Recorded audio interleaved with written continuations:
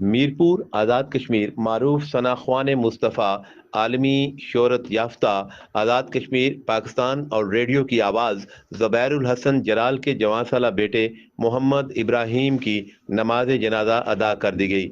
نماز جنازہ گلزار قبرستان آل معروف سائیں رکن دین والے قبرستان میں ادا کی گئی۔ نماز جنازہ میں سیاسی، سماجی، مذہبی شخصیات کے علاوہ عزیز و اقارب اور اہل علاقہ کی بڑی تعداد نے شرکت کی۔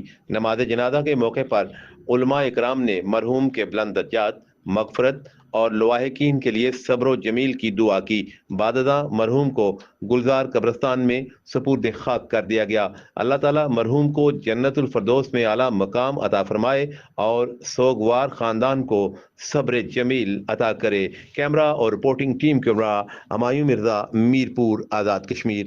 دوار پہ کھڑی نے کیا خوب کہا تھا کہ میرا یہ وجدان کہتا ہے کہ آج یہ کیفیت یہی ہوگی کہ 6 گھنٹے حضور کی سنا خوانی کرنے والے کو جب قبر میں رکھا جائے گا تو اعلیٰ حضرت کی اس شعر کے ساتھ وہ یہ کہے گا کہ قبر میں سرکار آئے تو میں قدموں پہ گروں، فرشتے گر مجھ کو اٹھائیں تو میں ان سے یہ کہوں کہ اب میں پائے ناز سے اے فرشتوں کیوں اٹھوں، مر کے پہنچا ہوں یہاں اس دل ربا کے بعد۔